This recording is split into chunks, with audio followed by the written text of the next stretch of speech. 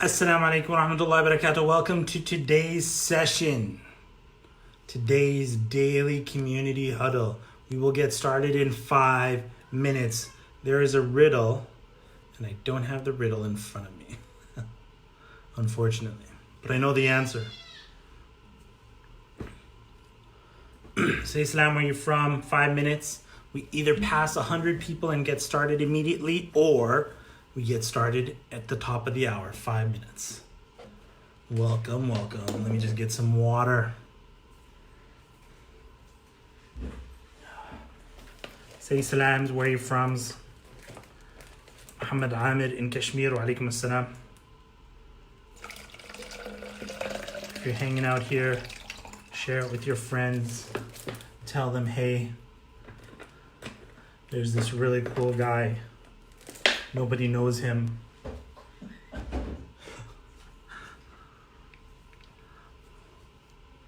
We got Zahra Malik, wa alaikum assalam. Tasmiya Chaudhry in London, wa alaikum assalam. Samia Ishaq, wa alaikum assalam. We've hit 50. So we got 4 minutes. So the past 2 days, we have not hit 100 before the top of the hour. But the one day before that, so 2 days and then one, we hit 100 before the top of the hour. The riddle, if you're hanging out and want to know the riddle, alaikum assalam, Lubna and Dina and Sumaya, the riddle is, I'm heavier than a boulder, but lighter than a mosquito's wing, something like that. I don't know. Read it yourself. Hey, we're at 75 and we've got 3 minutes left. We hit 100, we're going to get started. If you guys could share it, tell your friends, hey, we got this dumb little competition that we're doing. Yasmina says, I asked you a question yesterday, but you ignored it. Yasmina, what happens is there's a delay in when you post it. So sometimes I've shut down the live and then 30 seconds later, then your post shows up. So sorry for ignoring your post. What else could it mean? Is he ignoring, or what else could it mean?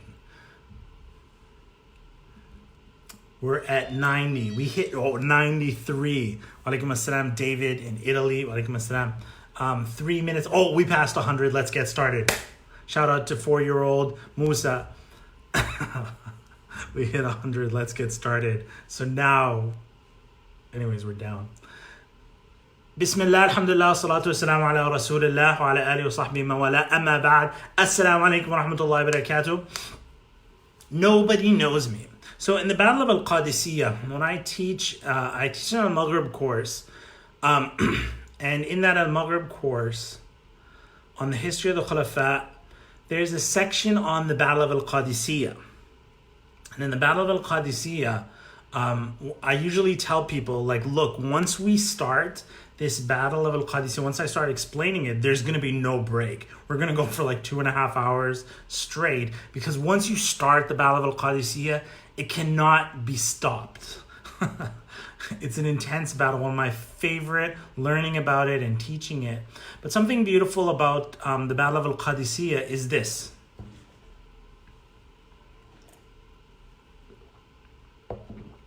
Umar radiallahu anhu, how they got information about battles was that a messenger would come like Pony Express style.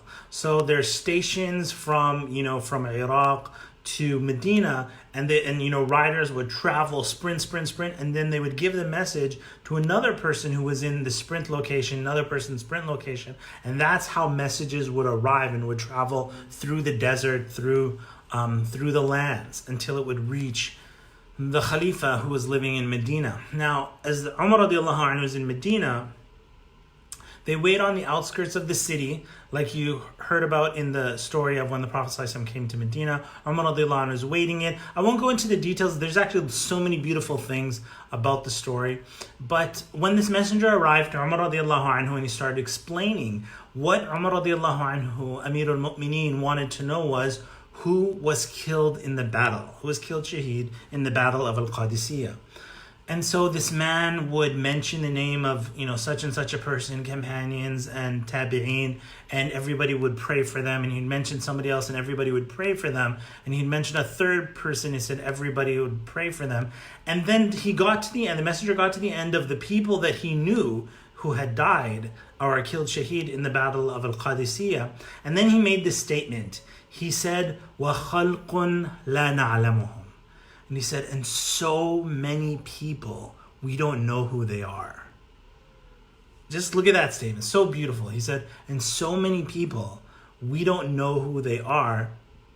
And Umar radiallahu anhu started crying, and he said, وَلَكِنَّ اللَّهَ يَعْلَمُهُمْ. But rather, Allah knows who they are. Allah knows who they are. So the title of today's reminder today is... The title of today is like, Nobody Knows Me. During this isolation, I've seen this a lot, and obviously I've felt the feelings myself, is you want to make a difference, right? You want to help people, you want to make a difference. Alhamdulillah, calamity brings, it's almost like we're built in. There's, of course, the nature of the hoarding and the selfishness. That's that. But also in our creation is the desire to help. One of the first Facebook Lives I said here was there are two types of people: those who run away when something hard hits, and those who run towards. And such as, the nurses and essential workers and people in the healthcare, so they run towards the situation when other people are going home. May Allah subhanahu wa ta'ala accept. So if you have that feeling that, hey, I want to make a difference, I want to help, but nobody knows me, this session is for you. So first off, when we look at the lives of the righteous people, they didn't necessarily have fancy houses. They didn't necessarily have fancy cars or, riding beasts. And they're not necessarily gorgeous. They don't have gorgeous physical beauty. Now, these things, in times we're living at, these tend to be things where somebody becomes popular, right? Somebody has gorgeous physical beauty and then they're everywhere online. Or they have fancy cars, houses, and money, and they're everywhere online. But if you look at the lives of the righteous people, they didn't have these things in so many. Like I give the example in the Battle of Al-Qadisiyah, so many, nobody even knows who they are, yet they won the Battle of Al-Qadisiyah, which was pivotal to the spread of Islam around the world, and only Allah knows who they are. So they changed. So even though nobody knew them, even though they didn't have an Instagram account, even though they didn't have a lot of followers, even though they weren't spending their days on TikTok and stuff like that, but they changed the course of mankind, and they made a difference. And many of you are Muslim today because of these unknown people. May Allah subhanahu wa ta'ala accept from them. So I wanted to remind you guys today about being thankful for whatever you have and to be content. So you don't necessarily have to make a difference by being a billionaire and all of these things. So let's look at the prophets, alayhim assalam. The prophets were all shepherds. The Prophet ﷺ said, "Ma min nabiyyin illa wara' al-ghanam." He said there wasn't a prophet except that though that prophet herded sheep, was a shepherd. And they said, even you, O Messenger of Allah? He said, even me. And so this is one of the most basic jobs that people would have, is they just walk out with sheep and walk back home. And all the prophets of Allah, this was their job. You have prophets such as Dawood alayhi salam, who was a blacksmith. And even as I was preparing this, I thought to myself, what if I needed a sword and I went to a store and Prophet Dawood is the one making the sword or making the tool. Zakaria alayhi salam was a carpenter. Imagine that, you want some nice clothes. I was going to say for Eid, but and the person making the clothes is Zakaria alayhi salam. Or, Zakaria was, did I say carpenter? Yes. Carpenter, he's making something. You need furniture, a place to sit or something like that. Idris, alayhi salam, was a tailor. and you need nice clothes, and you would go to a prophet of Allah, and that was their job. So they had basic jobs, and if you were to visit their homes, I would think you would find that they were very simple. And as even the woman who the Prophet ﷺ advised her to be patient, and she responded in kind of a harsh tone, she went to see the Prophet ﷺ, and she said it was a simple home and there was nobody outside guarding it. And that's the home of the Prophet ﷺ. And so Allah subhanahu wa ta'ala tells us in the Quran, Salamun alaykum bima sabartum. When people enter paradise, Allah subhanahu wa ta'ala says, peace be upon you because you were patient. Because of your patience, that the person is always looking for the hereafter. And it's not about, hey, I need all these followers, I need everybody to, all this significance and all of these things. Just focused on being thankful to Allah subhanahu wa ta'ala, appreciative for what you have, and make a difference in what you're able to make a difference from, whether people know you or they don't know you. So I wanted to do a little activity with you right now. And I got this idea for this activity from when we did our Time to Thrive Summit on mental health. And Sister Minna Manahil was talking about getting grounded. When a person starts to feel anxious, one of the ways to calm that anxiousness down is getting grounded, but really it's about being thankful to Allah subhanahu wa ta'ala and appreciating what is right here, right now in front of you. So we're going to do this little activity. So if you want to, this is how the activity goes. Your 5 senses, see, hear, touch, smell, taste. You're going to look around your room right now, wherever you are, and we're going to start with see, something that you see. So I want you to look around your room right now, or wherever you are, and see 2 things that you can be thankful to Allah subhanahu wa ta'ala for. Look around your room, get grounded with me. Look around your room, find 2 things that you could be thankful to Allah subhanahu wa ta'ala for. All right, cool. One of the things that I saw was I got this really cool microphone that I don't use for these Facebook Lives. And I'm like, man, I'm so glad I have that microphone. And the second thing I saw was the technology to be able to connect with all of you all around the world. Pretty cool. The next thing that you want to do to get grounded and calm your anxiety right now is 2 things that you hear that you can be thankful to Allah subhanahu wa ta'ala for. 2 things that you hear that you can be thankful to Allah subhanahu wa ta'ala. And yes, Samira posted, I see my husband and my children. You're welcome to comment if you want to, the 2 things that you see or 2 things that you hear. Right now we're doing hearing. What are 2 things that you hear? And listen.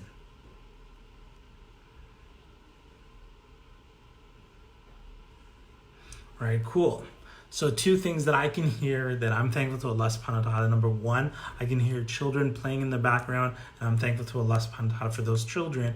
And I can hear the fan, one of the fans near to me, ventilating the air. And alhamdulillah that, I don't have to open a window, but there's a fan that does this. Okay? So now getting grounded, calming down, breathing in. What are 2 things that you can touch that you're thankful to Allah subhanahu wa ta'ala for? What are 2 things that you can touch that you're thankful to Allah subhanahu wa ta'ala?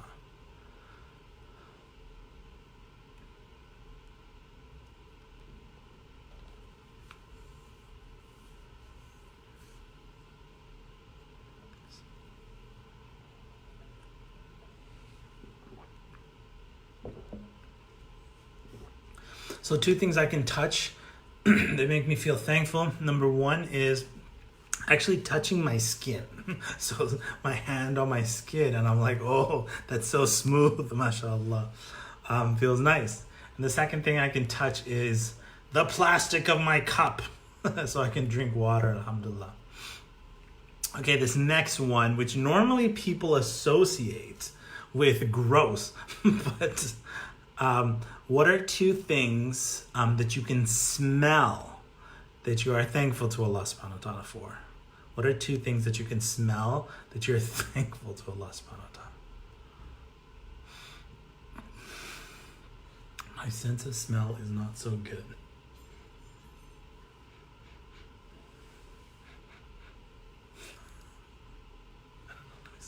Let me smell this. The smell of the coils. All right. So two things I could smell. I could smell soap, nice from all that hand washing. The nice almond butter type of smell. And the other thing that I can smell that's Patricia said she can smell fresh air. I can't smell fresh air because the windows are closed. And the second thing that I can smell is the coils of my microphone. Alhamdulillah. Alhamdulillah, y'all have good food. Inshallah ta'ala, please share. Taste. So the last one, two things that you can be thankful for with regards to taste. Now, I'm not necessarily telling you put it in your mouth right now. Some of you might have some water or tea or something like that. But if you can get just one, that would be great.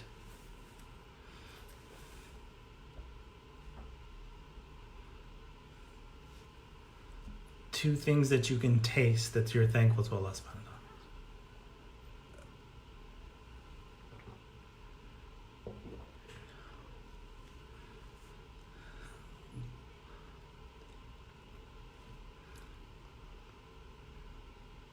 So for me, obviously, it's the taste of water that I just tasted. And you know what I have right here? You know what this is? This is, I don't know, it's like crushed pepper. Put that on the food, mix it with a little lime and salt, and it tastes really good. Takes food to the next level. So I didn't taste it right now, but inshallah ta'ala, later I will use it. Alhamdulillah. So how are you feeling? How was that? So as we did these things and you started seeing, hearing, touching, tasting, smelling, you may have forgot all your worries during those times. During these few moments, getting grounded, the anxiety, you didn't think about it, but it went away for a few moments because you were in the present and you were looking at the things and hearing the things and smelling the things that are available to you right now. And Allah subhanahu wa ta'ala has given you, and you are rich and you are blessed when you are thankful to Allah Azza wa Jal. And with that, we have concluded. I would like to answer one question from somebody way up high. Sister Yasmina wanted to know about ventilators. I probably don't even know the answer to that, but I will try. I'll have to scroll up to find it.